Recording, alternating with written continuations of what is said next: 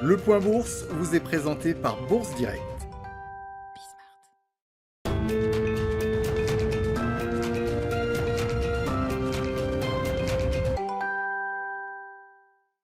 La tendance est à la hausse en Europe et notamment sur le CAC 40 avant l'ouverture des marchés américains qui sont attendus dans le vert à en croire les contrats futurs sur les indices après être restés fermés hier en raison de jours fériés.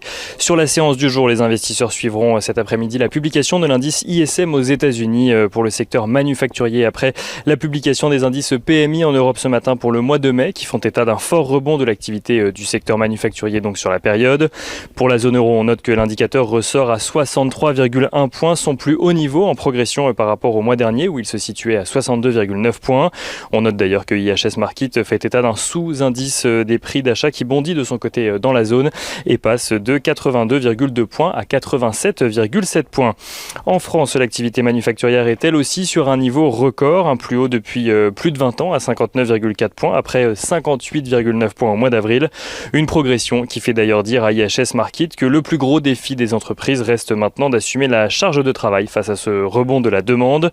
L'Italie et l'Espagne signent elles aussi des activités manufacturières à des niveaux records. Une tendance également partagée par le Royaume-Uni tandis que l'Allemagne redescend légèrement de ses records du mois dernier et pointe, tout comme la Chine d'ailleurs, des tensions sur les chaînes d'approvisionnement. Du côté des valeurs à suivre cet après-midi à Wall Street, on note que les valeurs pétrolières aux États-Unis progressent dans le sillage du WTI qui prend un peu plus de 2,5%, tandis que le baril de Brent gagne lui 2%. Les tensions d'approvisionnement dont on parlait il y a un instant sont d'ailleurs une source d'inquiétude pour les grandes capitalisations américaines. Le PDG de Intel a déclaré hier qu'il faudrait plusieurs années pour venir à bout de la pénurie mondiale de semi-conducteurs. Le PDG de Tesla annonce de son côté une hausse des prix de ses véhicules en lien avec ces tensions d'approvisionnement en ce qui concerne notamment les matières premières.